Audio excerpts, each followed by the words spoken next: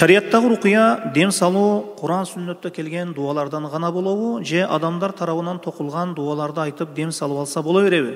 Жооп, шар'ий рукуя мындайча айтканда шариаттагы дем салуу бул 3 шартта болса шар'ий рукуя болуп саналат.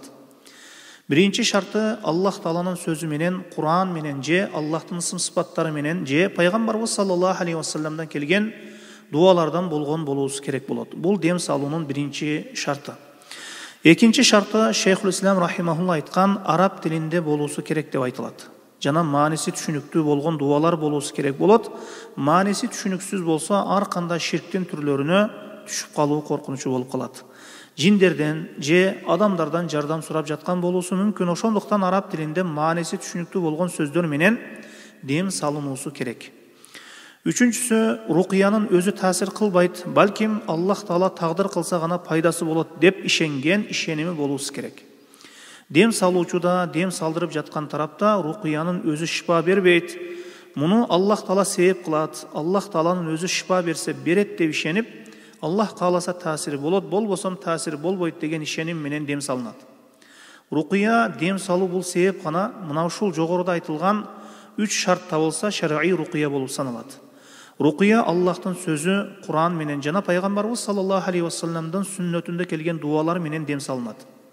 Жогорудагы биринчи шартка көрө рукуянын абзели хадистерде келгендей Фатиха сүрөсүн окуу. Фатиха сүрөсүн окуп дем салуу бул шифа экени хадистерде келген. Жана Ихлас сүрөсү жана Фалак Нас сүрөлөрү менен дем салынсын. Эми эң жакшысы киши өзүнө өзү дем салуусу. Бирөөлөрдү издеп барып, эшигин такылдатып, телефон чалып дем салдыргандан көрө өзүңүзгө өзүңүз дем салың. Өзүңүзгө өзүңүз дем салсаңыз, ихластуу дем саласыз.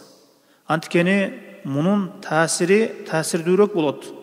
Башка бирөөлөргө дем салдыргандан көрө. Башка бирөөгө барып дем салдыра турган болсоңуз, дем сала турган киши дагы акча алып дем сала турган болсо, анын дем салуусу жана ниети акча болуп калган үчүн анын таасири азыраак болуп калуусу мүмкүн. Ошондуктан ар бир инсан өзүнө өзү дем салып окуганы жакшы. Анан бул дегени акча менен дем салгандарга дем салдырып болбойт деген эмес.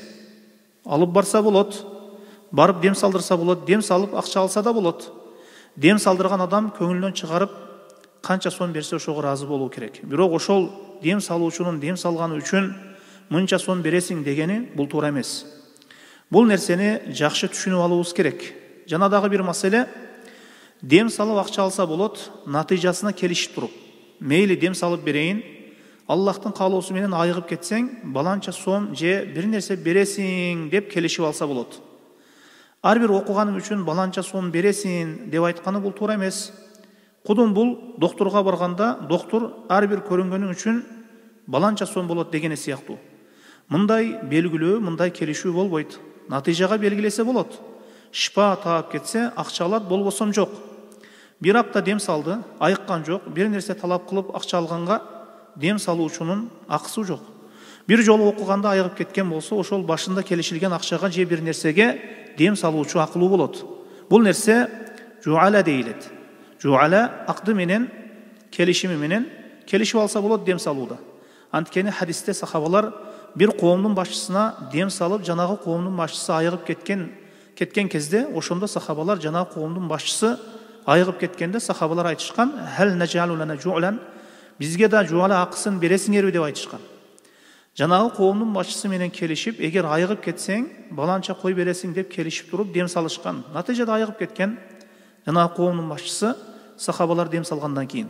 Сахабалар акыны дем салышкандан кийин коомдун башчысы айыгып кеткенден кийин алышкан. Айыгып кетсе алса болот, болбосом жок. Негизи бирөөгө дем салдыргандан көрө өзүңүзгө өзүңүз дем салганыңыз жакшы. Анткени хадисте келет, 5 эсеп кысапсыз келе турган 70 миң кишинин ошол сыпаты ла ястаркун деп келет. Алар өзгөлөрдөн рукуя дем салууну талап кылышпайт деп келет хадисте. Анткени алардын Аллахка болгон таваккулу, тобокели күчтүү болгону себебинен. Бирок кимдир бирөө дем салып коёюн десе, буга тыюу жок. Бирок бирөөдөн дем салууну талап кылбаган жакшы. Талап кылса, мунун да зыяны жок. Дем салуу Куран жана сүннөттө келген дуалар менен болгону жакшы. Биринчи шартка көрө Хадисте келет, Сахих Муслимде, киши ооруп жаткан жерине колун коюп туруп 3 жолу бисмилланы айтат. Бисмилла, бисмилла, бисмилла. Аузу би иззатиллахи ва кудратихи мин шаррин ва ажиду хазир деген мына ушул дуаны 7 жолу окуса, ошол пайгамбарыбыз саллаллаху алейхи вассаламдын хадисинде айтылгандай шифа таап кетет деп айтылган. Жана айттык, экинчи шарты бул дем салуу Куран сүннөт менен болуусу керек экен. Экинчи шарты араб тилинде болуусу керек. Кээ бир дуаларды айтып, бирок бул дуалар араб тилинде болгону жакшы, мааниси түшүнүктүү дуалар менен дем салса болот деп айттык Шейхул Ислам рахимахуллахнын сөзүнө көрө. Үчүнчү шарты рукуянын өзү таасир кылат эмес, бул болгону себеп деп ишенүү керек. Аллаху а'лам.